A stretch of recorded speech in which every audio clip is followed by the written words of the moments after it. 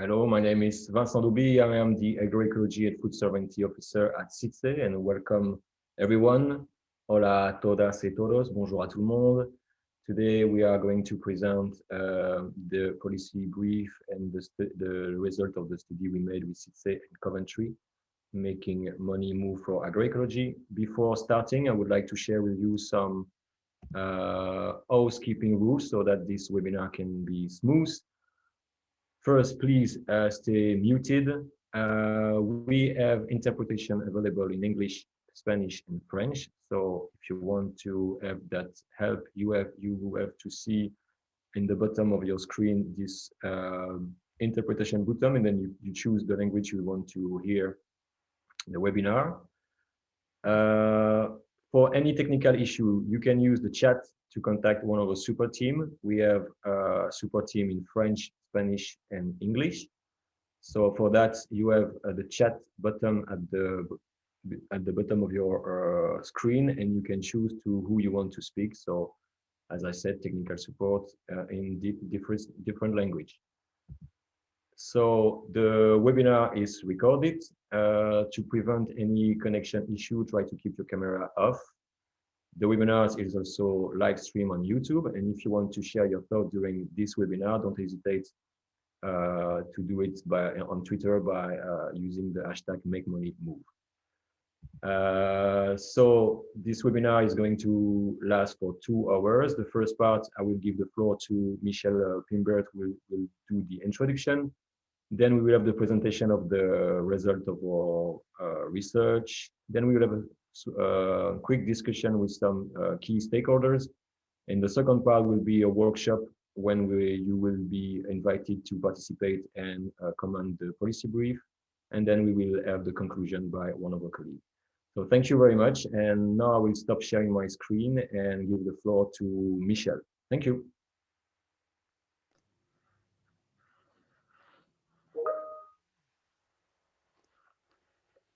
Okay. Good afternoon, everyone, and good morning for others who are in a different time zone. I'm delighted to be here with you, and I think what I'll start by doing is introducing the 2 organizations that have been responsible for producing the report that we're going to be discussing today. So for that, I'm going to start sharing my screen.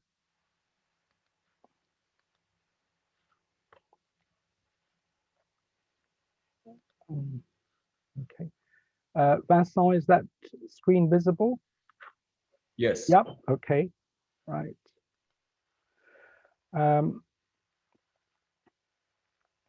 So the 2 organizations that are behind this initiative and the webinar have been collaborating for a year and a half, couple of years now. And on the one hand, CIDSE, which is an international family of Catholic social justice organizations who work to promote justice, the power of global solidarity, in order to create transformational change to address poverty and inequalities.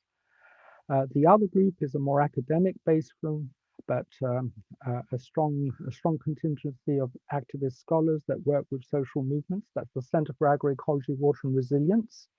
And a particular project known as Agroecology Now has spearheaded this study.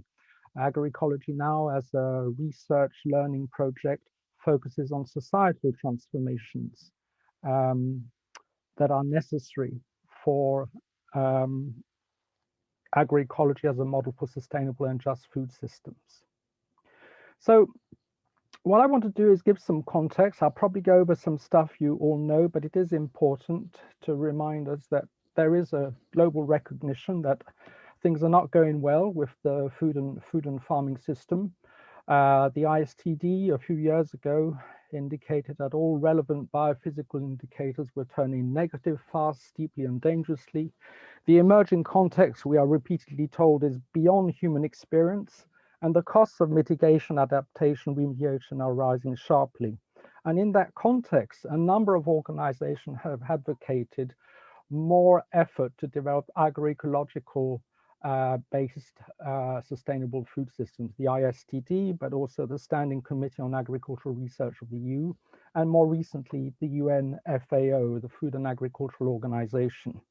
So what we have witnessed over the last 12 years, we've moved from a situation where agroecology was relatively unknown and indeed fairly taboo in some quarters to global visibility. And this has been quite a remarkable increase in visibility of agroecology, both thanks to social movements, peasant organizations, but also academic institutions and intergovernmental organizations like the FAO. So we're in a position now where lots of people, lots of actors are talking about agroecology.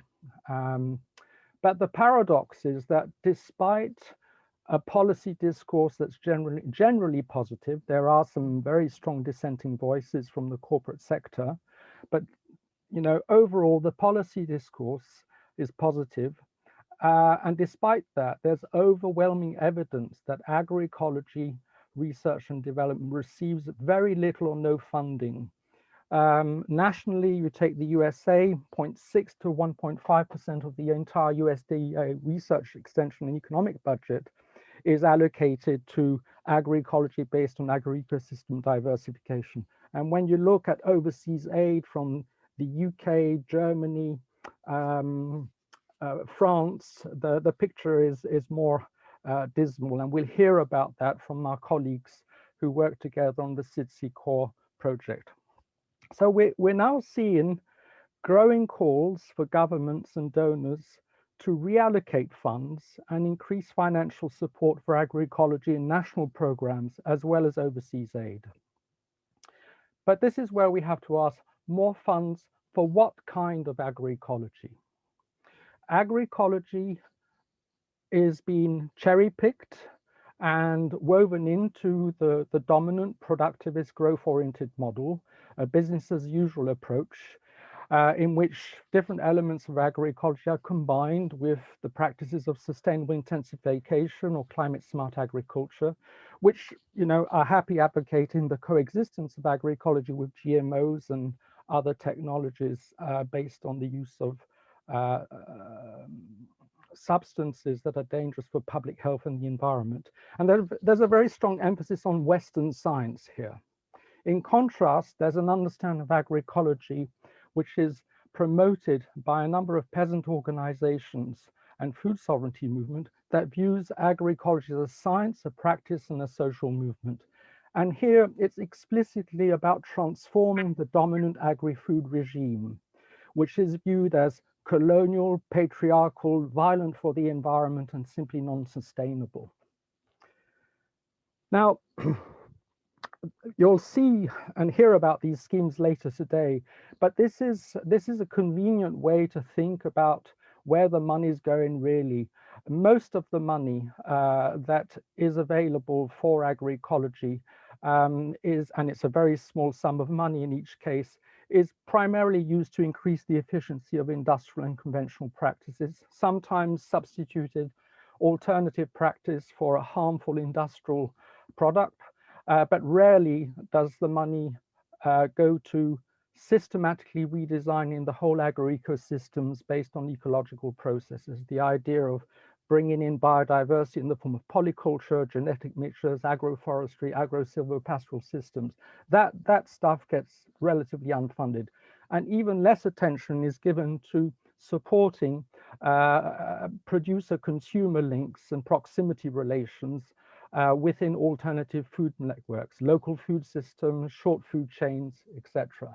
And far less attention is given to what would need to happen at a societal level for the global system to change, to become sustainable and equitable for all. So this distinction between so-called incremental and transformational agroecology, while simple, is very useful to understand what we're talking about. Oh, that's funny. Okay. So the kinds of land use, biodiversity rich farming that you see on the left-hand side receive less and less support. And we continue to see the lion's share of donor money, including overseas aid money, allocated to green revolution in industrial farming, and increasingly to a new version of industrial farming known as the fourth industrial revolution. It's interesting, as we hear a lot of hype, a lot of discourse about agroecology, the funding patterns are unchanged, but we're seeing money being locked into the fourth industrial revolution, making that fourth industrial revolution happen, which is very much based on proprietary technology. So if we think about making money move for agroecology, I think we have to ask some hard questions and highlight the big challenges for public funding agencies and donors who seek to support agroecological transformations. So the first question is how to fund a radically different research paradigm of agroecological ways of knowing. And we have to emphasize that agroecological solutions are not delivered top down. They're developed through respectful intercultural dialogue between scientists and farmer citizens. They build on people's local priorities, their knowledge and capacity to innovate, as well as their cosmovisions. And the shift from a transfer of technology model of research and development to a decentralized bottom-up and participatory process of knowledge creation must be tailored to unique local contexts in both rural and urban areas. So it's a very knowledge-intensive approach to knowledge creation. It's transdisciplinary and it's based on principles of cognitive justice, the right of different knowledge systems to coexist and enter into dialogue and create new knowledge. Now, if we take the notion of cognitive justice and participatory research for agroecology seriously, then there are two complementary approaches that become important for donors. One is democratizing science and technology research with increased funding for public research and transdisciplinary approach that include people's knowledge. Second, and this is a complementary approach, and sometimes it might be the only approach really viable, it depends on context, it's deinstitutionalizing research for autonomous learning and action, with a very strong emphasis on strengthening horizontal networks of grassroots research and innovation, as well as citizens' oversight over the production of knowledge. So if we look at the first one here, it's about increased funding for R&D as part of enhancing the capacity of public research, but it's not keeping public research institutions in the same form. It's about transforming them. It's about encouraging shifts to transdisciplinary and participatory research that respects and includes farmers and people's knowledge. It encourages completely different roles and ways of working for researchers, so that become aware about, approaches to decolonize knowledge, to deal with difference, to engage in intercultural dialogues with farmers, pastoralists, and indigenous peoples, a whole new skill set and different way of working. There's also a process of organizational transformation that must occur, changes in operational procedures, reward structures. And finally, very importantly, donors probably need to be more attentive to how do we protect public research from corporate control and censorship. In the case of the self-managed research and grassroots innovation in horizontal farmer citizen networks, this has largely remained invisible from formal science. It still is, and yet this is a very live area for the creation of new agroecological knowledge and agroecological solutions.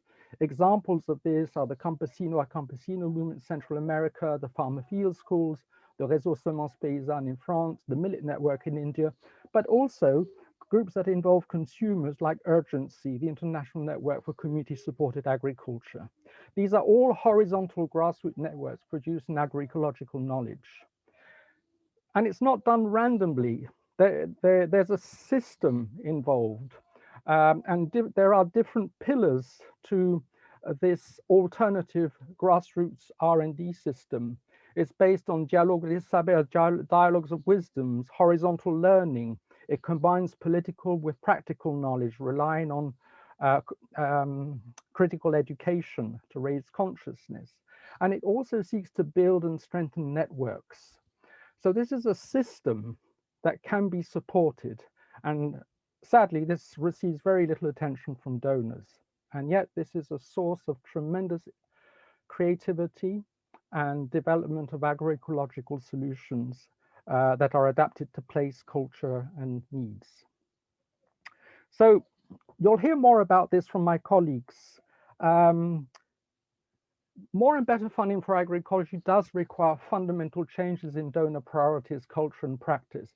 First and all, the donors really need to shift from a blueprint approach to a model of more open-ended learning process. There are opportunities to fund initial exploratory phases during which indigenous and peasant communities can more sharply define and reshape the agenda for agroecological research. There are opportunities for professional reorientation and reskilling of the scientific community and donor employees so that they can learn to use participatory research methods and engage in intercultural dialogues with farmers, pastoralists, and so on. And there's scope to support those horizontal farmer networks and strengthen local organizations set up by farmers for self-managed R&D and collective action. As I said, there are many other examples that have come out of this study. But the second big question for me is, what can donors do to democratize the governance of R&D to enable people's participation in the whole cycle, from the choice of upstream strategic priorities for R&D, including decisions on budget allocations by funding bodies, in scientific and technological research, or the production of knowledge for agroecology, in evaluating research results and impacts, and perhaps more importantly, in the actual framing of national policies for science and development.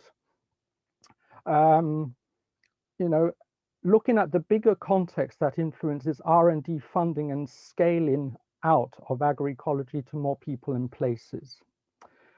And this is where it's important to move up to that level 5, which I showed in that diagram, the societal level. There are big challenges there that need to be addressed. I'm not going to mention all, but one seems quite critical and that could offer quite a lot of leverage for change.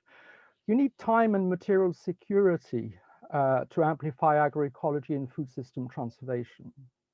Without farmers on the land, there is by definition no participation and co-inquiry possible. You can't create locally appropriate agroecological knowledge and solutions if farmers are not around. And we know that currently there is a huge process of economic genocide of farmers, and deep policy changes are needed to reverse this process of farmers leaving the land, caught up in cost price squeeze dynamics and so on. And there's an opportunity to think with donors about how do you give more material security to farmers. Men and women also need free time for democratic deliberation, to co-create agroecological solutions and practice the art of participatory democracy. So the question there is, how can donors help level the economic playing field for agroecological transformations of agri-food system? What role can a donor play in supporting, one, the relocalization of plural economies that combine both market-oriented activities with non-monetary forms of economic exchange based on completely different notions like barter, reciprocity, gift relations, and solidarity within and between territories. Introducing a guaranteed and unconditional minimum income for all, looking at the potential of significantly dropping the time spent in wage work and a fairer sharing of jobs between men and women, and facilitating a redistribution of wealth, including through taxes on the hyper-rich and on financial speculations. That's to fund the regeneration of diverse local agroecologies and local economies. And with that, an effort by donors to support a radical shift from globalized, centralized, and linear systems to much more decentralized, relocalized circular systems that mimic natural cycles, linking food and energy production with water and waste management. And this very much as part of a process, a controlled process of degrowth in production and consumption that can help reduce greenhouse gas emissions, ecological footprints, and poverty within and between territories. So you will have understood the kind of agroecology I've been referring to. My reference point is an agroecology embedded in the food sovereignty paradigm. But in saying that, I think we have to be fully aware and work with the idea that that paradigm, agroecology for food sovereignty, represents in and by itself a major challenge for government funding agencies and other donors. Why? Because it's a transformative process that seeks to recreate the democratic political realm and also regenerate a diversity of autonomous local food systems within and between territories, all based on equity, social justice, and ecological sustainability. There's also an emphasis on power reversals based on the self-organizing capacities of people and citizens and their collective power to reclaim spaces controlled by disabling governments and corporations. These are very threatening ideas for people who hold power, whether they're from the left or the right. And I think we have to be, fully aware and work with this as we engage with donors to shift funding priorities for better quality and more agroecological research. So I think that's probably all I wanted to say in the 10 minutes given to me. Thank you very much for listening to me, and I'm going to pass the floor on to, is it Colin next, Vincent?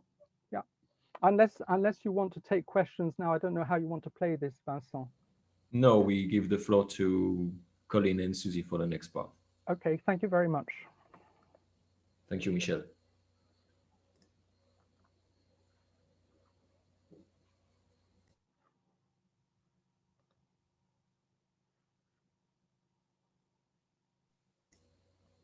Vincent, can you see my screen? Yes, I can. Great. So I'm Colin Anderson. I work at CAWR as well, along with Michelle, and very happy to be here with you all to share a little bit about the research, but focusing particularly on the policy recommendations and the policy brief that emerged from the work. For us, this stems, and Michelle's already laid a lot of the groundwork here that I was gonna speak to, which isn't surprising since we work closely together on the question of what it would take to create a system and a paradigm within which agroecology can thrive. And so this work at CAWR stems from a longer stream of work, focusing on looking at the quantity of funding that goes to agroecology. And in particular, emerging out of that work, we were really interested in shifting from this question of quality to quantity. If we want to fund, or sorry, if quantity to quality, if we want to finance a transformative agroecology, what would it take, and particularly focusing on development aid to enable agroecology to thrive in this transformative agroecology that Michelle already laid out. So I also was going to share this, share the figure, also drawing from BioVision's work on articulating what a transformational approach to agroecology looked like. Again, moving away from just focusing on levels 1 and 2 to this process of redesigning food systems and redesigning farming systems in order to achieve a just and sustainable food system. So in addition to that, we often in our group we have developed this approach that looks at kind of different domains of transformation and really focusing on the political, the social, the cultural, and the ecological, and how these things are come together and need to be prioritized in this, particularly if we're going to be talking about transformation, focusing on prioritizing people-led and bottom-up processes of social and political transformation. And so from this, we worked with CIDSE in a process of connecting with people, a range of different people who are involved in financing for agroecology, people in the forefront of agroecological processes on the ground, people from foundations who are financing agroecology, and people in the world of agroecology who are working to advance transformative agroecology, to pose this question of, okay, so we know that there's very little money that's going to agroecology, so we need more funding for agroecology. But also, when funding goes to agroecology, how can we do it better so that it more adequately supports the transformational agroecology that we're articulating, that it's being articulated by farmers movements, farmer organizations, progressive institutions, and researchers. So how can we enable these levels 3, 4, and 5, and enable that through a political and socially attuned approach? So we talked with 43 different people over the course of 17 in-depth interviews and 5 focus groups. We talked to folks from Southern and Northern CSOs, from academic groups, philanthropic organizations, international institutions, and representatives from national governments. And so this took place over the course of about 5 months. And through that process, we began to develop iteratively through a qualitative data analysis process and then interactive dialogic process in this series of focus groups, develop our analysis of this question of, well, how can we move when funding, this portion of funding that goes towards agroecology, how can it be configured in a way that will most likely enable the kinds of transformations that kind of match the aspirations of a transformative agroecology. So with that, we developed an approach that looked at, with different dimensions, how in listening to the different projects that people were articulating as most emblematic of a transformative agroecology, and the kind of funding approaches, both in terms of how the funding is delivered, but in terms of the relationship between the donors and the recipients of the funding, and in terms of the kinds of mechanisms and modalities that are being used to enable those relationships. How can we move from an approach that works perhaps against a transformative agroecology to one that works for a transformative agroecology? And in doing that, we articulated a series of different, perhaps spectrums, where on the one hand, again, we have an approach that is less likely to enable a transformative agroecology towards one that is more likely. And so if you look across the table, which is also available in the policy brief, we go over things, and Sally in the next bit is going to focus on the policy recommendations that emerge out of this. But we focus on things such as approaches that are not connected to bottom-up processes, that don't involve farmers and farmer organizations and people in the governance of funding mechanisms, where accountability is one way, from recipients to are accountable to the funders. A transformative approach sets up a process of collective and co-accountability, where there's much deeper and more democratic relations between donors and those who are receiving funding from donors.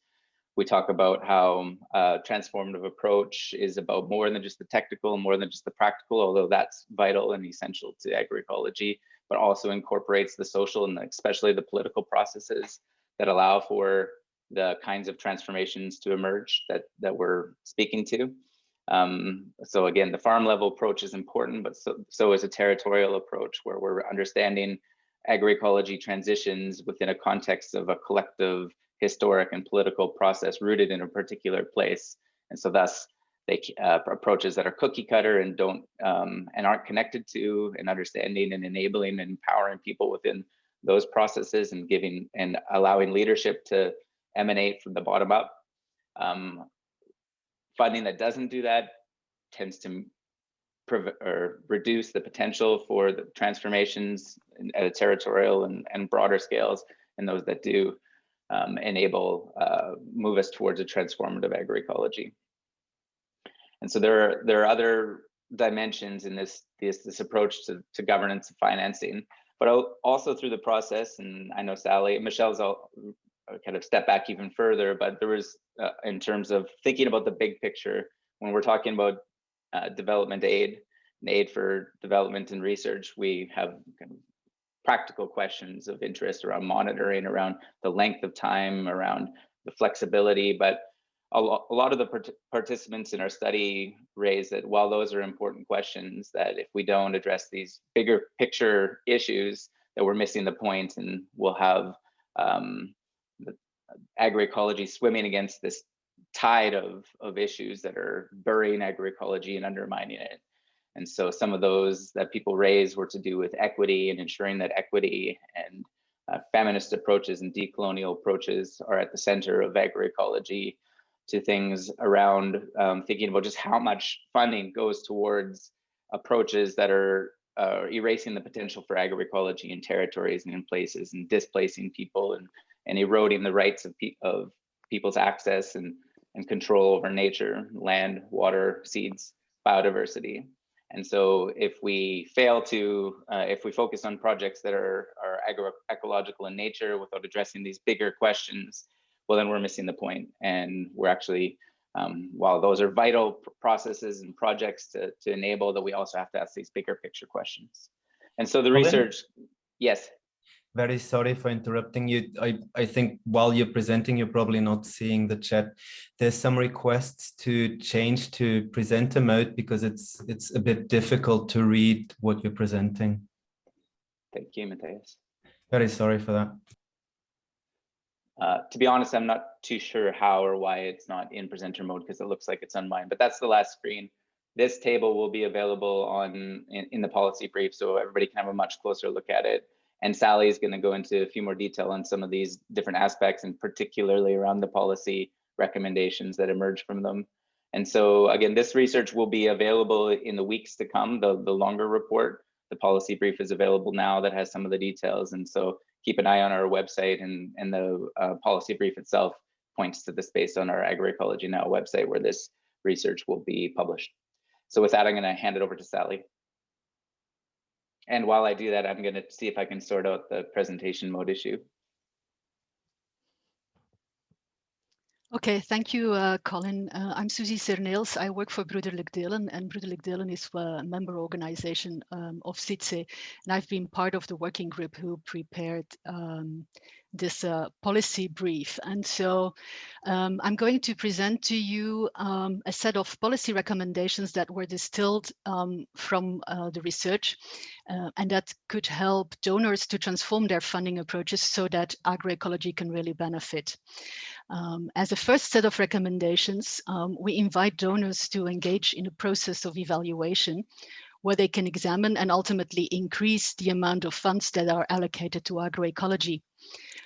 If they are serious about funding agroecology, it would be best to set targets and to also monitor that progress towards those targets. We also invite donors to critically analyze the nature of the funding approaches to see whether they work for or against transformative agroecology, and to do so in dialogue with farmers and their organizations to ensure the changes are grounded in their realities and their priorities. And a second recommendation is about the importance of transforming the relationships between funders and recipients. We can evolve from a one-way accountability to forms of reciprocal accountability between donors and recipients, and develop certain forms of co-governance of those funds. Innovative ways to have to be found to ensure that the participation of food producers and their organizations in the design, the implementation, and the evaluation of programs, or even in the management of grants at community level. This means that donors need to be well connected to the places and processes that they are funding. They need eyes and ears on the ground in order to understand the particularities of local and political and historical contexts. And we also need to change funding modalities and methodologies and shift our focus. In order to work for agroecology, funding is best decentralized and scaled to the needs of organizations working at community and territorial level. As transformation takes time, long-term funding is more effective than short-term, especially if this long-term funding allows for a more holistic approach. And of course, with funding, flexibility is key. Funding programs should be targeted at multiple levels of transition and multiple domains of transformation. We need to move beyond just focusing on practices, and transformations at farm level should always be integrated into broader social, cultural, economic, and political processes of transformation at local and territorial levels. strengthening of farmers' organizations, enabling agency of food producers and their organizations, addressing power dynamics between actors and within communities, and supporting immaterial interventions such as movement building and political work are vital to long-term transformation and should be financed. And of course, we need to monitor and evaluate. But agroecological transformations are complex and often messy processes. They cannot be monitored based on milestones and short-term outcomes defined in log frames, because these log frames fail to account, or often fail to account, for the social, political, and cultural dimensions of agroecology. Instead, we need to develop participatory monitoring and evaluation methodologies together with communities that are based on their own metrics and change of resilience, so that they can assess their own change processes based on their ways of knowing. And then, while the previous 4 recommendations focused on the adaptation of the quality and the focus of donor practices, we must not lose sight of the big picture issues that undermine a more just and sustainable food system. It's been talked about by the previous speakers, and it's a very important part of this last set of recommendations. For agroecology to thrive, we need to move it from the periphery to the center of funding portfolios, and also integrate agroecological components into other funding envelopes that are focusing on issues such as climate change, gender, or community economic development. And we will also have to move away from funding forms of agriculture and development that are detrimental to transformative agroecology, such as industrial agriculture, or move away from false solutions such as carbon farming and climate smart agriculture. All this calls for major shifts in policies at different levels to achieve the required systemic, political and cultural change that is needed for food system transformation. And finally, we must certainly make sure that agroecology is rooted in feminism, equity and radical participation, because without these approaches, agroecology in the development machine risks to simply reproduce existing unequal, colonial and oppressive relationships and power structures. So in summary, yes, we need more finance for agroecology, but above all, we need much better finance. Thank you.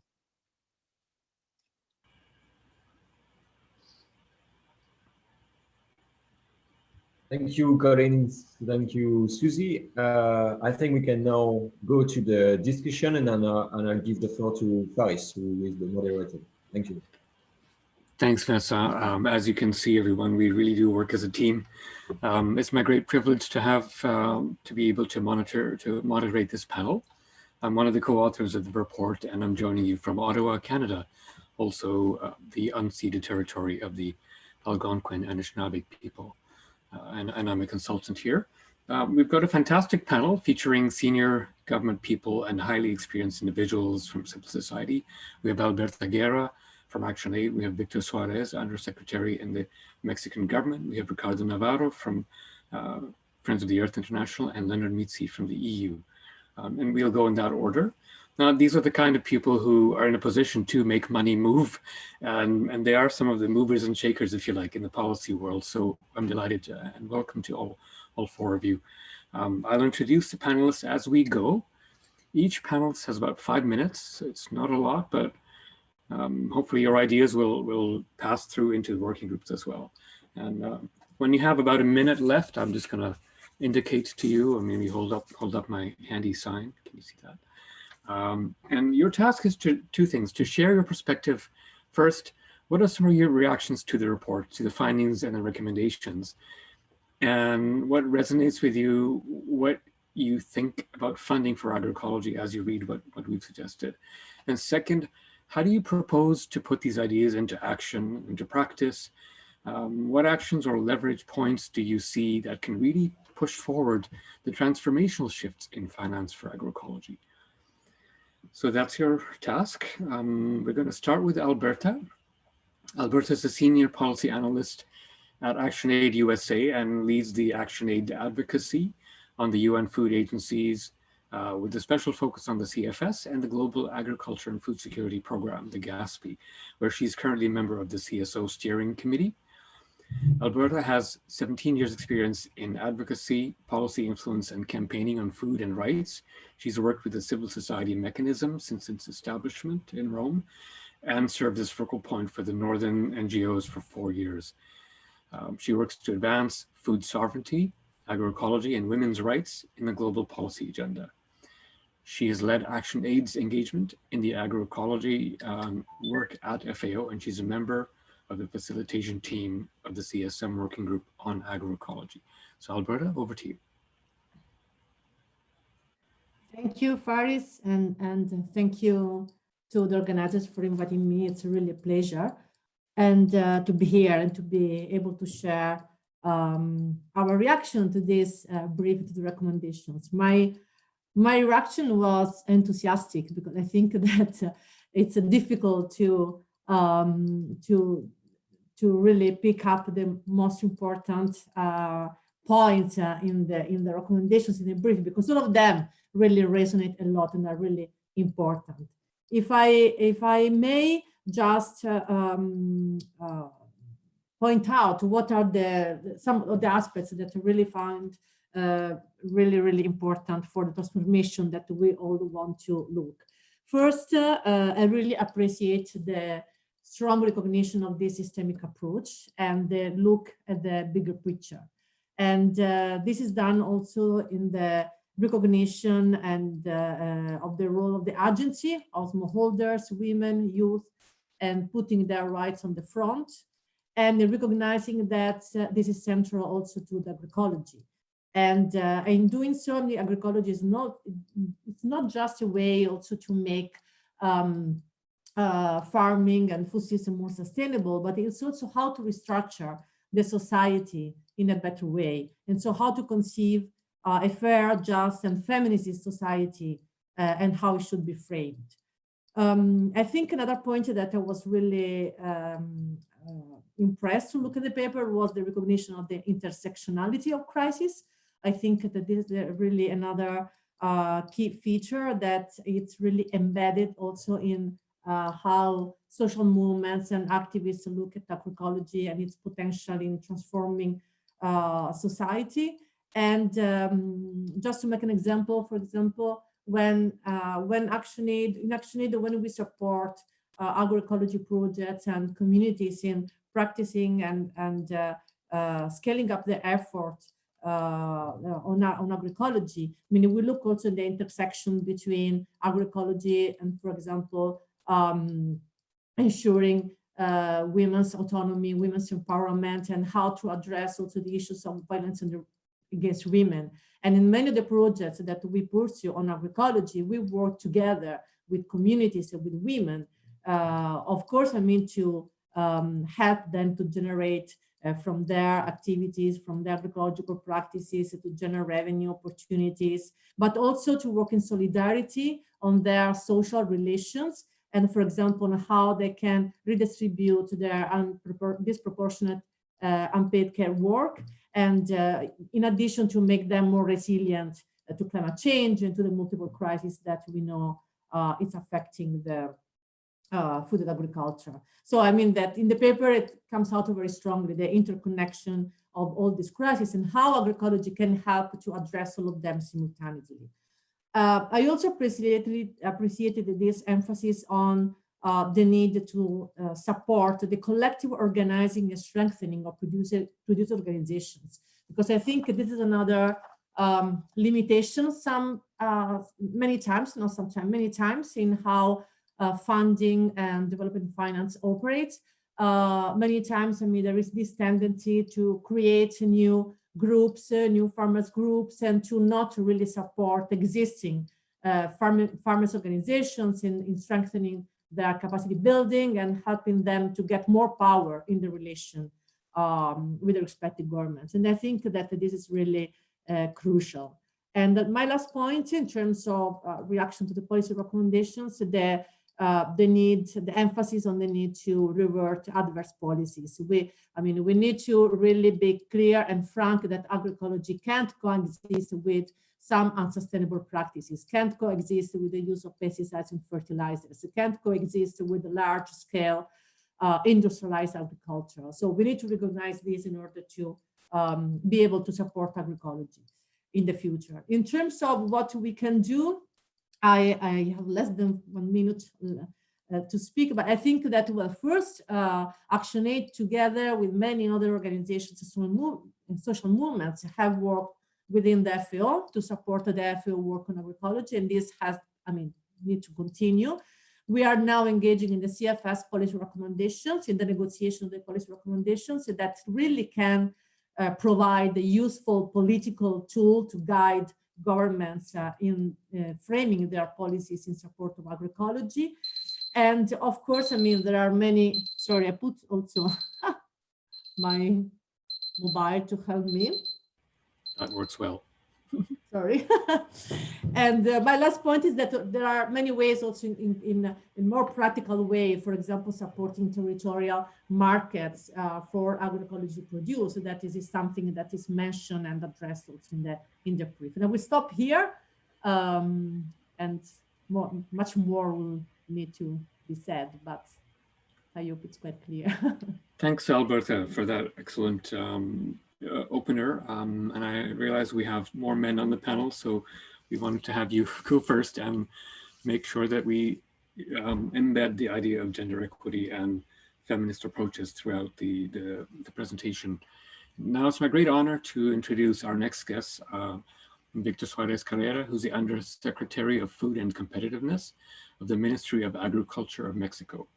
He's an agronomist with a degree in agricultural economics from the Universidad Autónoma de Chapingo. He says his greatest learning experience has come from the struggles of the Chinantec, Zapotec, and Mixte communities of Oaxaca and the Tojola Valles of Chiapas, as well as the peasant organizations of Mexico's National Association of Rural Producers, or ANEC, of which he was executive director for a long time, for more than 20 years. Mr. Suarez has more than 40 years experience as a farmer organizer, a social movement leader, a public administrator, and a federal legislator. And he's served on many government and non-governmental commissions as a noted specialist in public policies in agri-food and rural development. He's published several books and received many awards and distinctions, such as Innovator in the Service of Society by the Ashoka Foundation. And he's also served on the board of the Institute for Agriculture and Trade Policy. It's a great honor to have you, sir, and the floor is yours. I'm not sure if you'll be speaking in English or Spanish, but for those of you who need interpretation, you see the interpretation icon at the bottom.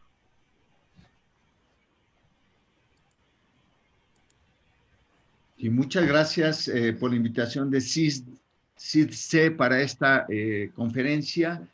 En relación al reporte, me parece relevante el señalamiento de la urgencia de la transformación de los sistemas agroalimentarios en la dirección de la agroecología a partir del reconocimiento del fracaso del modelo y el paradigma de revolución verde bajo sus diferentes etapas y modalidades, y la certeza de que es posible, urgente, necesario, llevar a cabo este cambio como una necesidad de sobrevivencia planetaria. El enfoque de la transformación agroecológica me parece esencial. See, if you were taking Spanish, you could translate for me. ¿Perdón?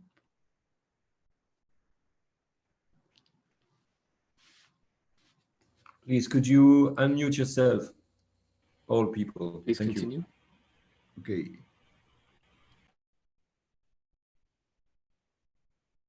Bien, muchas gracias. Por eso el reporte me parece muy relevante, porque plantea una orientación radical hacia la transformación de los sistemas agroalimentarios en la dirección de la agroecología, y por lo tanto también la necesidad de plantearnos qué hacer para que el dinero de las organizaciones filantrópicas con enfoque de justicia social puedan desempeñar un mejor papel en esta dinámica de transformación. Rápidamente comento que en México estamos llevando a cabo un proceso de transformación general, económica, social, política, cultural, que le llamamos la cuarta transformación en la vida política de nuestro país, un proceso de lucha social y política democrática impulsada por las fuerzas de izquierda que en 2018 ganan la presidencia de la República y se proponen un cambio esencial, fundamental para poner fin a las políticas neoliberales en México y construir nuevas políticas post-neoliberales en función del bienestar, los derechos humanos de la población y la reconquista, la revalorización de la soberanía nacional. En materia de política agroalimentaria en México, nos planteamos la recuperación de la autosuficiencia alimentaria con base en la soberanía alimentaria, con base en la prioridad hacia pequeños productores y con base en la transición agroecológica. Esto es muy importante. En México, un gobierno, un Estado nacional asume como política pública la transición agroecológica en los sistemas de producción alimentaria para dejar atrás gradualmente el modelo de revolución verde. Esto es importante señalarlo y lo planteamos llevar a cabo en el marco de la transformación sistémica del sistema agroalimentario y nutricional que se construyó en décadas pasadas bajo la hegemonía de los capitales alimentarios transnacionales. Pongo dos ejemplos de esta transformación. El 90% de los subsidios al campo se canalizan a la agricultura en pequeña escala. Dos, se ha aprobado un etiquetado frontal en alimentos ultraprocesados y bebidas con alto contenido de azúcar para poner fin a la epidemia de obesidad y sobrepeso que se instaló en México bajo los intereses del modelo alimentario de las transnacionales agroalimentarias.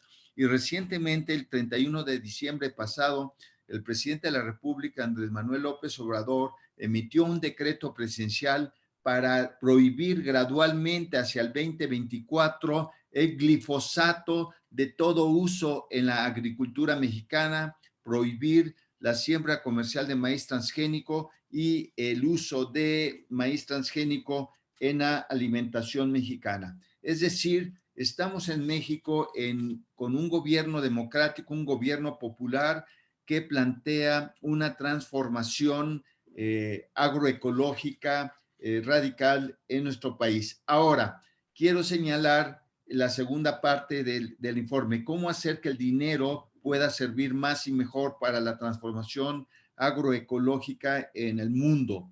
Lo que yo ubico 4 dimensiones del uso de ese dinero. En primer lugar, es utilizar la financiación filantrópica como palanca para mover el financiamiento público. Mi tesis es que si no se mueve el financiamiento público nacional e internacional hacia la agroecología transformativa, los recursos de la financiación filantrópica no serán posible, no hará posible la transformación. Necesitamos que las fuerzas económicas y políticas que sostienen el modelo de la revolución verde se reorienten, se transformen hacia la agroecología, y ese es el papel que puede jugar la financiación filantrópica. En primer lugar, orientando a la dimensión de las organizaciones locales, la construcción del sujeto social desde abajo,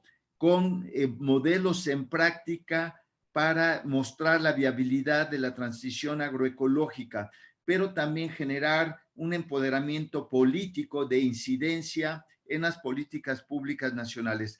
Esa es la primera dimensión y la más básica. La segunda dimensión es la inversión en organismos intermedios de productores, campesinos, comunidades indígenas, con otros aliados ambientalistas, defensores de consumidores y derechos humanos para que tengan la capacidad de incidir con más eficacia en la transformación de las políticas públicas nacionales e internacionales.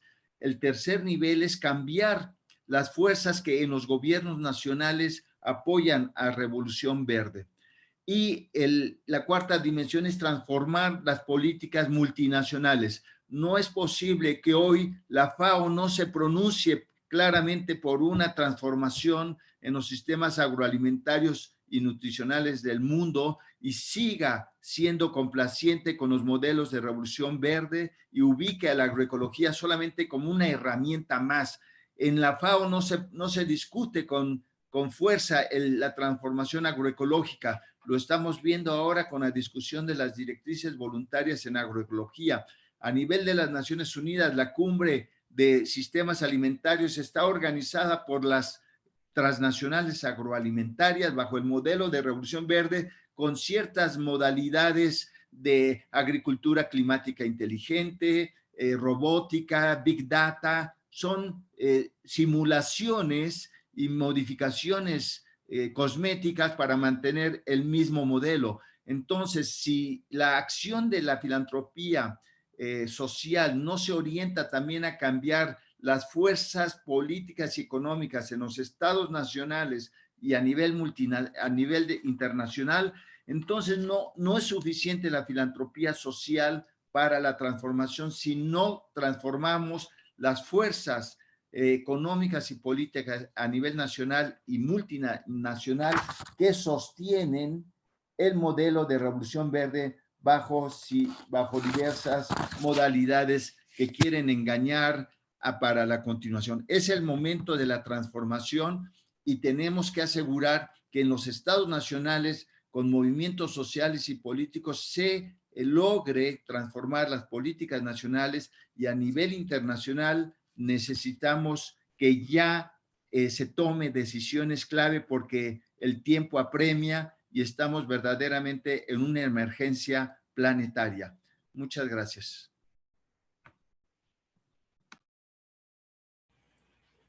Thank you very much, Undersecretary Suarez. It was a pleasure to hear you and see you leading Mexico at the forefront of this transformation. And you said transformation many, many times. At the forefront of a new agroecological revolution and addressing neoliberal policies, looking at nutrition, which is such a huge issue in Mexico. This is no easy task, particularly when you're located in North America. And so you have our greatest appreciation and solidarity. Our next guest is Leonard Mitzi from the EU, and he is the head of the European Commission's Directorate General for International Cooperation and Development in Rural Development, Food Security and Nutrition. Prior to this post, he was head of unit for 10 years in the Directorate of Agriculture and Rural Development and he's in charge of agri, trade, and development issues. Later, he was also leading the interinstitutional unit that relates with the European Parliament, Council, and other consultative bodies, including civil society. Dr. Mitzi is a graduate in public administration from the University of Malta and the Centre International d'Enseignement Supérieur at Montpellier, and he holds a PhD in agricultural economics from University of Reading. He has broad working experience in the Maltese public administration and private sector. He's been a visiting lecturer at the Boston University in Brussels and the Open University and Malta University, as well as the College of Europe. He's the author of a number of articles and publications on agri-food systems and nutrition, and specializes in agriculture, food security, and governance in the Mediterranean and sub-Saharan Africa. Welcome, Dr. Mitzi, and over to you. Thank you, Faris. Good afternoon, good morning, colleagues. First of all, I would like to thank CIDSE and Coventry University and all the presentations which have been made today. It's an opportune moment on two fronts. First of all, there was a lot of reference on the UN Food System Summit. Now is a key moment, and it's an opportune moment. We have big events coming up in the coming months, And if we don't grasp these events, and I'm not only speaking about the UN Food System Summit, where we have almost daily events, daily seminars around the action tracks, but also we have G7 and G20, which are going to discuss topics around what we are discussing today. We have also CBD, and we have Kunming and COP in Glasgow.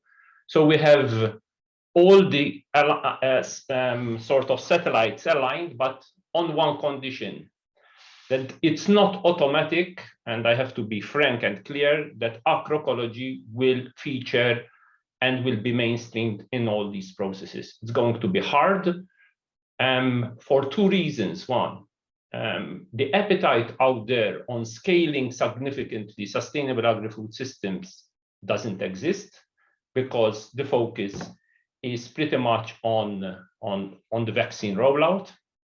And secondly, there is a lot of competition for limited resources. So we need to have a bit of a reality check, but the European Union is going to give a clear signal on scaling up agroecology through its national, sub-regional, multi-country, and global public goods. First of all, thanks for the recommendations. We agree with many of them. However, some of them are extremely complicated to roll out. I heard, for example, the idea of a minimum income. Now, minimum incomes are set at country level. We are discussing issues around living wages and living income in cocoa, and this is always a complicated issue vis-a-vis other sectors. So first of all, recommendations need to be built around country-owned systems. Out there is a competition of models. There are vested interests as well. So it's not going to be easy, even amongst the donor community. And we have been trying as European Union with our member states to actually rally behind and synthesize what are the benefits, what are the challenges around agroecology with our heads of agriculture and rural development network. And we will do another meeting with our member states agencies, because the first issue that needs to be transformed is not only the issue of public aid. Public aids evidently needs to be embedded within country policy frameworks. If a country doesn't want a transformation process, then we can say whatever we do, the donor community can push, can nudge, but the transformation has to be embedded within a national system. So that is, I think, the first message that we need to convey. The processes we will try to nudge and force. However, the process needs to be country-owned with the private sector, with civil society, with the right policy frameworks. In a number of countries across the globe, there are still a number of subsidies which are not smart subsidies, which absorb a lot of input subsidies. And I can tell you that in many countries, trying to unravel them is a no-go. Is a no-go because you know that many a time these are vested interests which are embedded into the political and policy dialogue. Secondly, finance. I haven't heard a lot about financial institutions, the role of banks, of financial intermediaries, of development finance institutions. The game changer out there in terms of money flows will be on how financial institutions in the European Union, the FMOs, the KFWs, the BOs in Belgium, CDP in Italy, how we can accompany them to the risk agroecology in the blending operations. First of all, it's already difficult for financial institutions to de-risk agriculture in general. Why? Because it's complicated, its transaction costs are high, let alone agroecology. Why? Because it becomes, from a decisional, transactional cost point of view, even more complicated. We need all of you to discuss with development finance institutions how to de-risk agroecology practices, how to embrace, how to be equitable, inclusive. We're trying to do this in cocoa, around the cocoa talks, on deforestation, on living income, on child labor.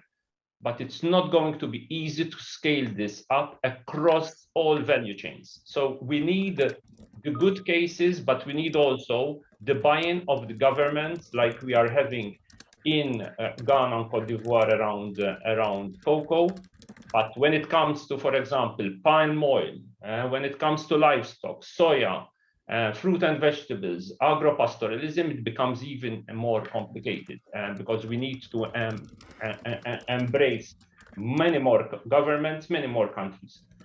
But we will go into that area and we will push, and we are already doing this in our portfolio from 2014-2020, which is the DAZIRA Agricultural Research for Development portfolio.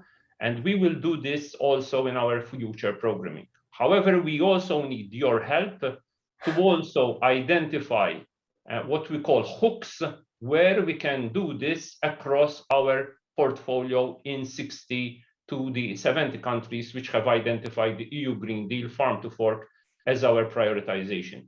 So we are, as you probably know, in the critical phase of programming for the next financial period. We have clearly, through our guidance documents, and we're doing also around 50 rapid agri-food systems where also agroecology is being factored. We're basically trying to sound our delegations in collaboration with the partner governments, how and to what extent agroecology can feature in the future portfolio. What we clearly need is the right policy framework and also the demand from our partner countries, because it's very difficult for us to push something if there is no buy-in from the partner governments. There is no policy framework, or policy frameworks are actually distorted. So some outlines of what we will be doing in the next few steps. First of all, we will engage more in a landscape approach, meaning that this is similar to the territorial approach, but it's not only a territorial approach. It is a landscape between climate change, because 30% of our funding is going through climate adaptation and mitigation. Having also embedded human development, because 20% of the financing is human development, but also migration, linking peace and security nexus. So if we can integrate biodiversity, climate, human development in this process of transformation of agri-food systems, where agroecology has a key component role, I think we can also show leadership in this process.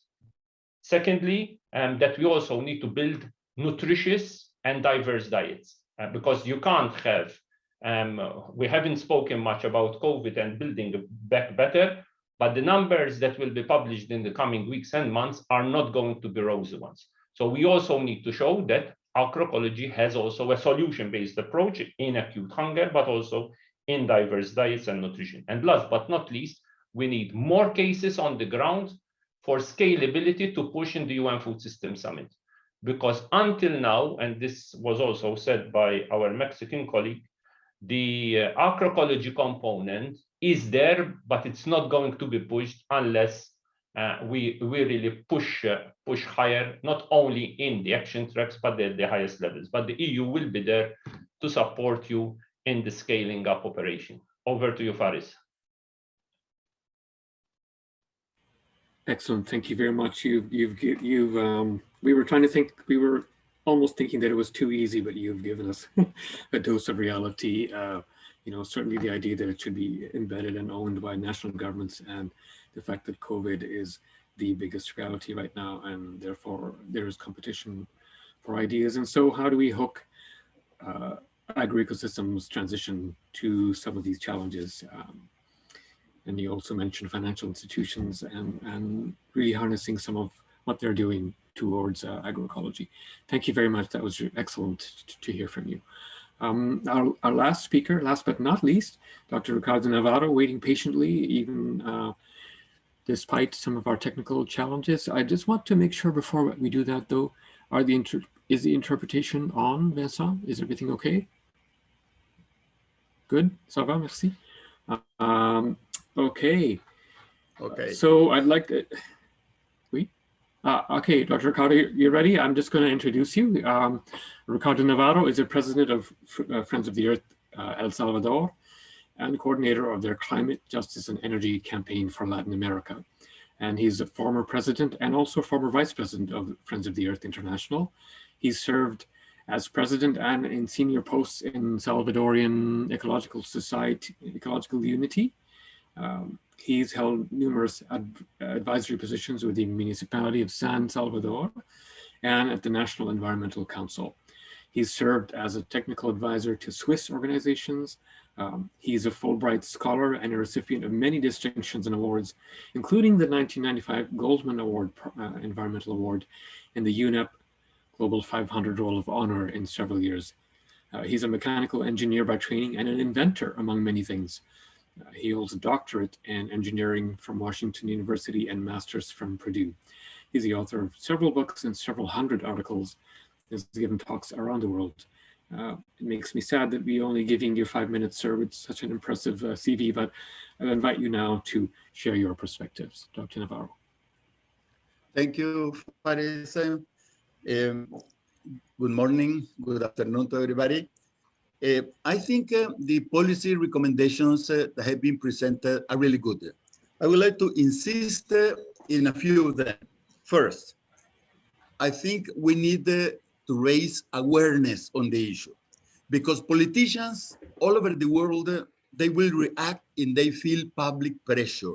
And I think that public pressure has to be built. You know, we have to let people know about the benefits and the impacts of agroecology. For example, in the climate issue, when you look at the emissions of greenhouse gases, you see, for example, that agriculture, some 17%, transportation, 20%, extraction of energy, so much, industry, so much. But when you think carefully, you realize that a lot of transportation goes for food production, a lot of energy extraction, a lot of industry is devoted to food production. So when you add them up, around half of the greenhouse gas emissions are because of the way we produce our food, the way we process it, the way we transport it, the way we consume it, and the way we dispose of the waste. So just from the standpoint of climate, we have to worry about food issues. That is the point. Also, we can talk about health, we can talk about democracy, also equity, you know, and we have to press that agroecology is not only a food issue, it's also a political issue. This struggle has to be given in the South and in the North. We have to work in the South as doing our own things. People have to work in the North regarding the Bayern, Syngenta, all the seeds, for example, how they want to be appropriated by some of the big transnational corporations. So this is a trade issue, you know. Also, another issue that I believe is very important, we have to develop strategies. You know, we have international strategies, but we need local strategies. For example, in my country, we need a national strategy to see how we can promote agroecology. And at the same time, the strategy should include how we connect with human rights issues, for example, with climate issues, with political issues, you know, and these strategies, sometimes local strategies, have to be integrated into a national strategies with regional strategies and with the international strategies.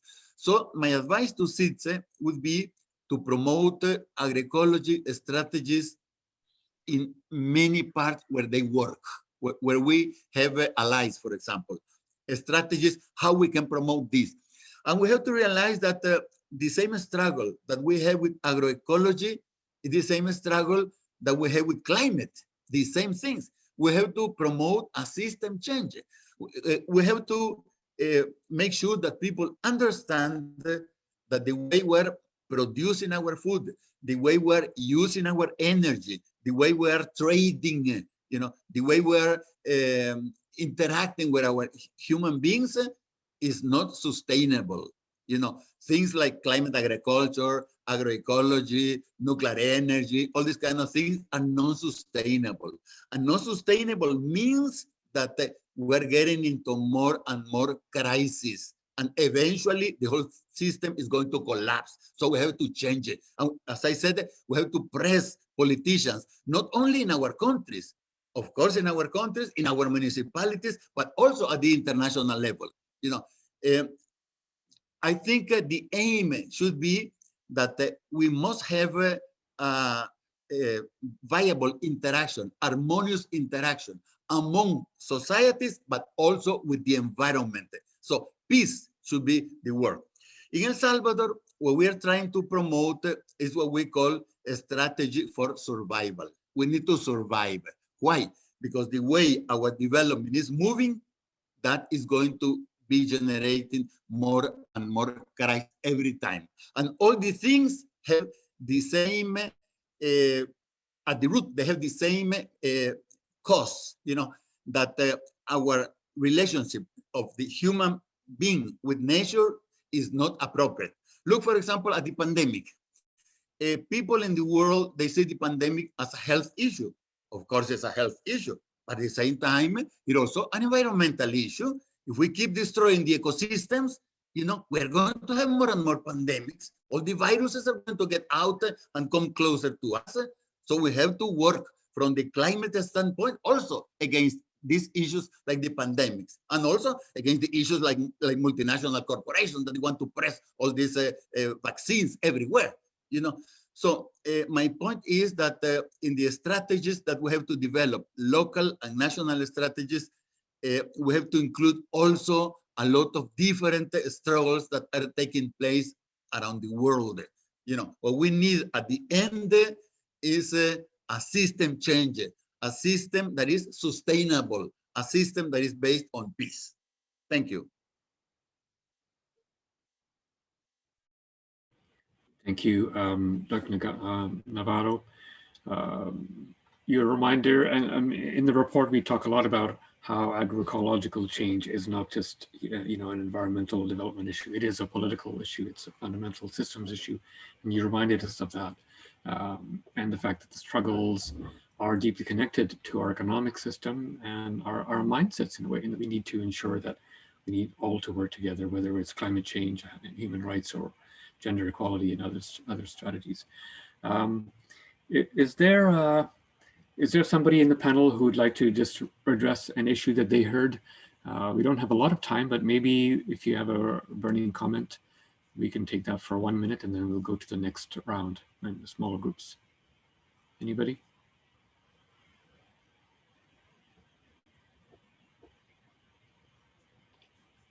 Okay, you're better off in the smaller groups. I think I'm going to pass over to Nina, who is going to now lead us to the small groups. Nina Muller is co-author and our colleague at CAWR. Nina, over to you. Thanks, everybody. Thanks a lot, Faris, and thanks everybody for these inspiring, reflective contributions. Yes, hi everybody. I'm part of the team at CAWR, at the Center for Agroecology and Water and Resilience, and I was really excited to see so many people that has joined us today, which makes me hope that you're all interested in this topic. So what we're going to do now is that we're going to break up into smaller groups. This was really important to us as we planned this event. We wanted to enable a discussion and have a launch workshop rather than just a launch.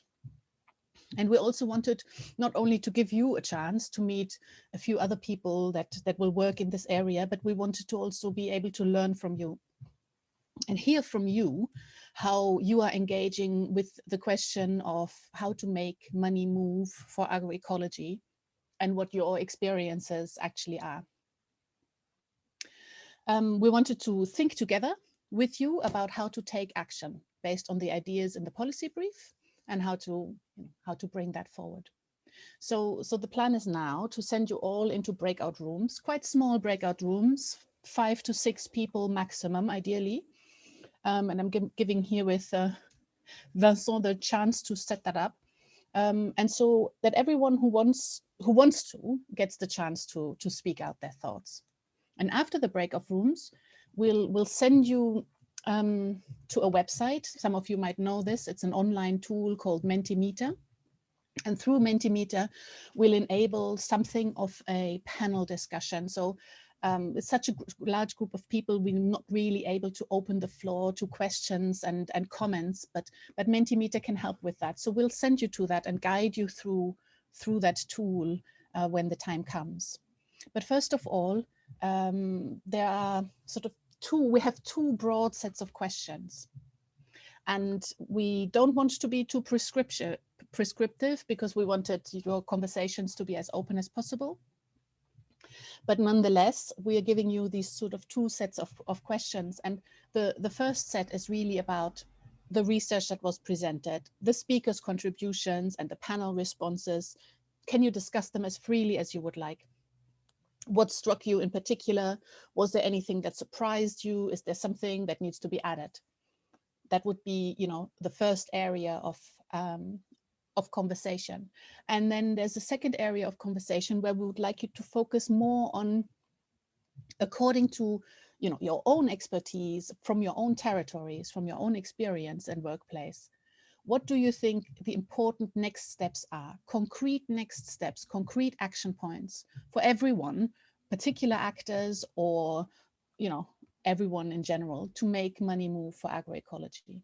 How can we enable agroecological transformations? What action plans, what action points are there?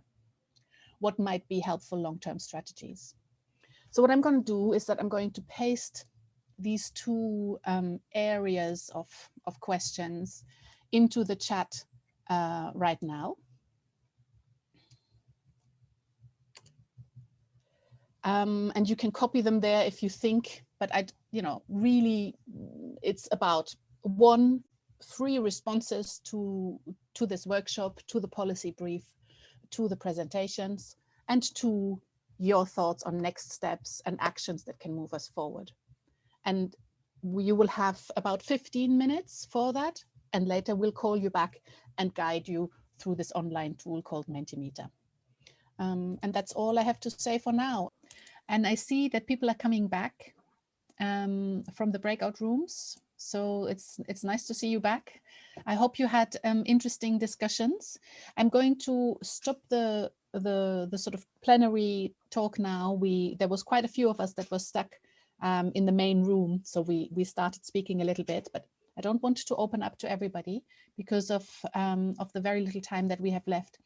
But can I encourage you to go to this website that I spoke about, which is menti.com, and I'm going to paste the link into the chat right now.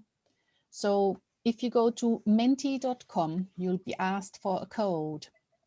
And if into the code you paste this number, or you type this number in, you can do this on your phone if you have a phone next to your computer, or you can do that on your computer and just go to your browser and go to menti.com, that's correct, with the code 92116483 that is now in the chat. And I'm going to share my screen.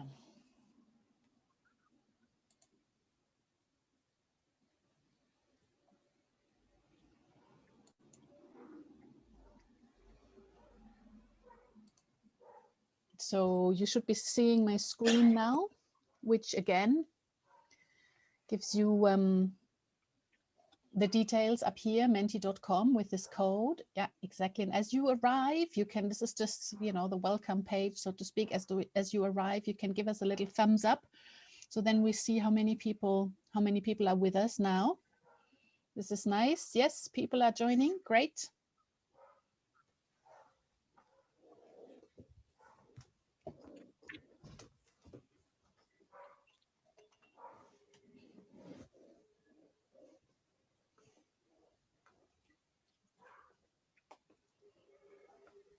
So if you've just recently rejoined the main room, please go to menti.com and use the code that you see on the screen and that I've also pasted in the chat a few Maybe I should paste it again in case people are joining us now.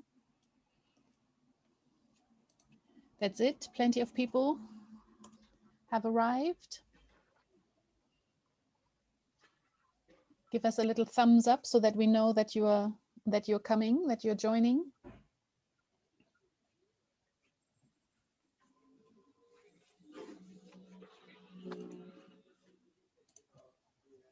Okay, fantastic. Thumbs up in the chat, that's great. And thumbs up also on Menti. Once you are in Menti, you can send us, there's a little choice you have on this first page. That's how these little thumbs up are flying across the screen now. You should be able to see them. Oh, thank you, direct link, fantastic. So, and what I'm going to do now is I'm going to move on from there. It doesn't matter if you haven't managed to enter the start page yet. I'm going to go one slide on, and you'll get a chance to give us some of your thoughts. So even if you haven't come to the start side yet, you will manage to give us your thoughts. See, there we go. So in this first, the first question is please to share something from your discussions, and that could be anything. Something that has struck you as important, something that you found problematic, something that needs to be added, something that you would like to say. Please stay with us on Menti, and you should be able to see a new slide with a new question. We need to provide Southern perspectives on funding and scaling agroecology. We need to change the metrics. Absolutely. The non-flexibility of donors can be overcome. Well, that is great to hear. Business as usual needs to be challenged. EU agro policy is strongly interested in making it hard to effect agroecological change. And this is across EU and in member states.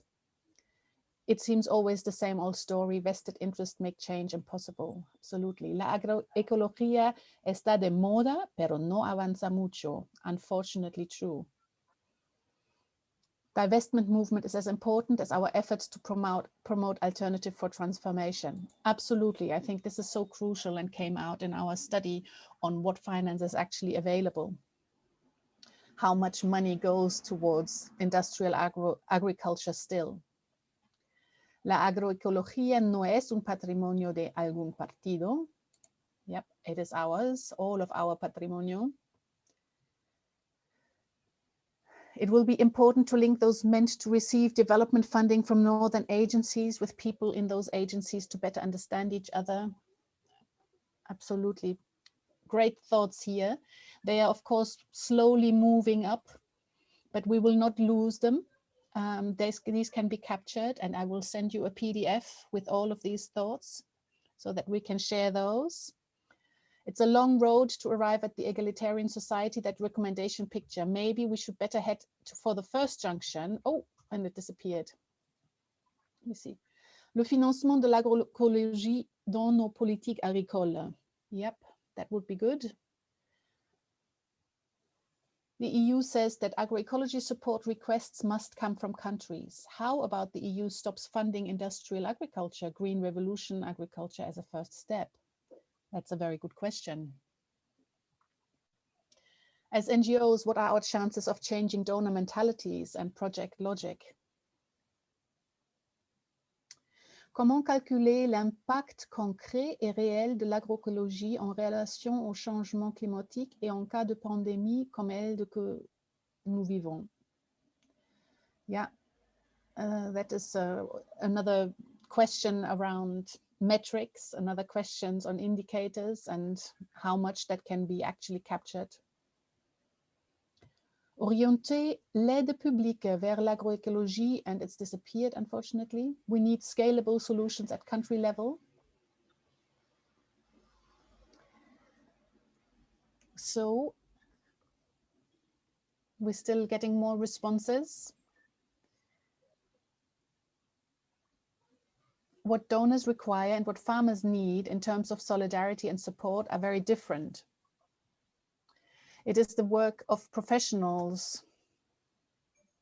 Oh, unfortunately, it ran away from me.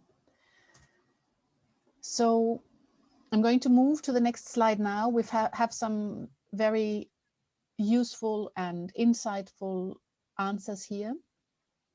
And there's still more coming in. I don't want to cut everybody off. Maybe I will start a countdown. Let's do a 1-minute countdown.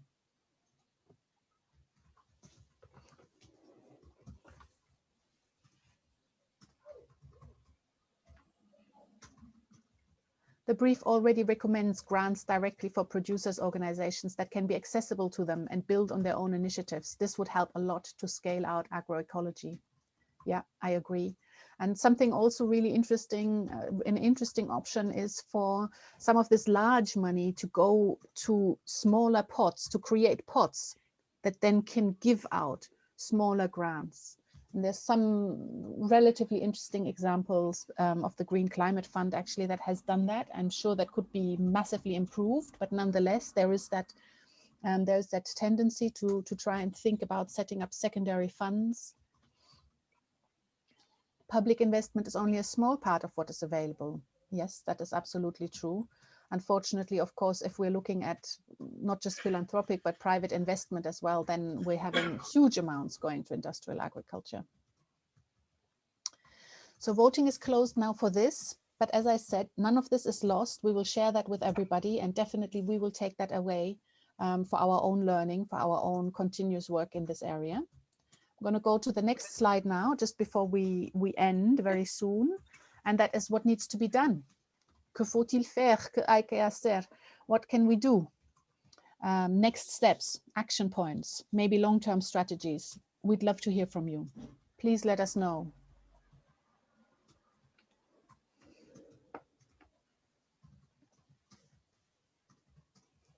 We need to engage civil society and bring members of food systems together.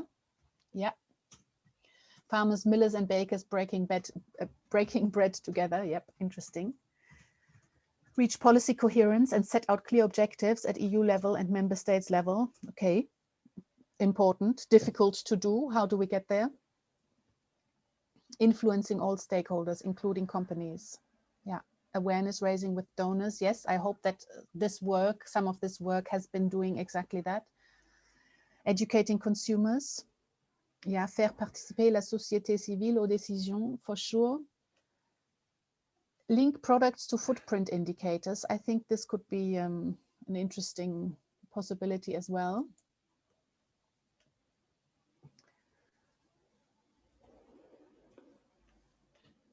Be pragmatic and realistic and move. Let's see what it says here, step by step. Okay, yes. I wonder what these steps are. Showcase great agroecological practice examples and replicability for scale. Yes, the idea of beacons of hope, of guiding light farms, I think works there and is really, really useful. We must link with groups that share the views from every country, but also from other groups such as health, nutrition. Yeah, have a food system view, absolutely. And I like the idea of linking across other sectors. It's so important. Show that there is a business case for agroecology, of course, but maybe also that it's not just about the business case. Maybe it's also about other things. These are two important parallel strategies potentially. Build partnerships between peasant organizations, fair trade organizations, advocacy and civil society organizations, popular education organisms. Concrete actions, yep. Support living labs for rural communities. That is fantastic. Identify levers for change. Yes, I agree. Can somebody identify some more levers for change? Lograr un acuerdo global en favor de la agroecología y normar los efectos de la agroindustria. That would be great. Suppose there's some groups within the FAO that are trying to do such work. Forge alliances among producers, food transformers, and consumers. Sure. Soutenir la recherche-action participative au niveau local. I agree. And funding, of course, for that sort of research is part of maybe agroecology funding that we need to think of research money as part of that as well.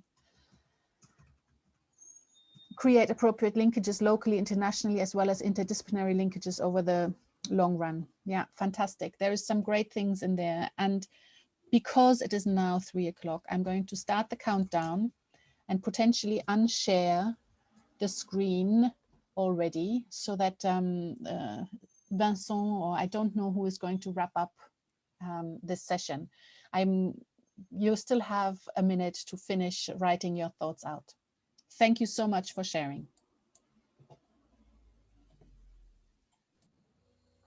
Thank you, Nina, and thank you all for this wonderful workshop.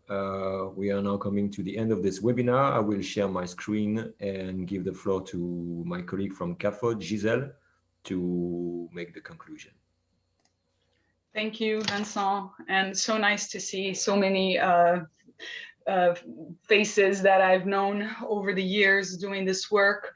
Yeah, so it falls on me to conclude this wonderful and extremely rich webinar. I will do my best. Also, we have Vincent is going to share his screen and some next steps there for you. Okay, so as we've heard, and this has been confirmed by our presenters today, this is definitely a strategic year with a lot going on in international moments, whether it's COP26, the UN Food System Summit, CBD, G7, G20, and EU Africa Summit. So the question on financing for sustainable development and tackling the climate crisis is really critical at the moment, and we must seize this opportunity. So that's it, precisely what this work from CIDSE CAWR aims to do. It's to contribute to influencing a paradigm shift for financing and food systems transformation more broadly, an urgency which cannot be understated. So as we heard from Michelle in the beginning, we are seeing an increasing more positive discourse, but that is only part of the picture. This positive discourse for agroecology is deeply welcome, but put your money where your mouth is. The money is just not flowing. And I think all of us that are actually working on this, we see that firsthand. So it's exactly what we're trying to do with this briefing, is to expose and address this disconnect between where the discourse has gotten and where the money is not going. And we do see we're stuck in business as usual. And yeah, some great ideas there about how we can start to stimulate that, the change in the flowing of the funds to agroecology. But really, we need to recognize that we are still stuck in business as usual. We heard how agroecology is being cherry-picked to fit a productivist model. But actually, agroecology is a practice, a science, and a movement, and it's rooted in geographies and territories and cannot be reduced to a cookie cutter approach, which means that this takes more time and it is complex, but so is life, right? So that's not a reason not to do it. And what needs to happen is that the system itself needs to be transformed, along with the relationships between donors and their recipients, and the asymmetries of power will need to be addressed. And these are threatening ideas. They are indeed threatening ideas. The big political picture issues, some of which have been discussed here, such as concentration of power in the agricultural system, competing ideologies, business interests, all of that, these things need to be tackled. Those big picture questions really need to be tackled for agroecology to reach its full transformative potential and for it to go beyond a set of techniques. Yeah, which is those lower levels that Gleesman talked about. So we need to make this money work for agroecology, but in order to do that, we need to have clear and coherent policy frameworks. And here I would like to also remind people of the role of the CFS in setting the policy for food and nutritional security, and how there needs to be alignment and coherence between the different frameworks that guide the areas that relate to food and agriculture. So we need these plans and these policy frameworks to be aligned with government priorities and strategies. We need the funding to be decentralized, long-term, and holistic, so that it can transform the whole food system and not just tinkering on the edges and the margins. So this requires an overhaul, and this does take time. It is complex and there is resistance, but we continue to push for this, and we will continue to disseminate these briefings. Finally, another important point that came up in the conversation also is this issue of divestment from the negative agricultural practices that contribute to greenhouse gas emissions, land grabbing, and a variety of other things. So really the importance of connecting the multiple struggles and forging alliances as a way forward in how we continue to do this work. Finally, I really wanted to say thank you to all of our distinguished guests, as well as those who have contributed. Thank you for your participation in the small groups, and apologies for that little glitch there. A special thanks to the team at Coventry, as well as at CIDSE for doing this. We've been working on this for quite some time. So it's great to see this workshop finally come about. And we'd like to let you know, and here, Vincent, maybe you want to put up that slide, that we have extended our deadline for organizations to endorse the briefing till April 23rd. So if your organization wants to endorse this briefing, please get in touch with Vincent. So that is DAUBY@CIDSE.org. Thank you very much for your participation today.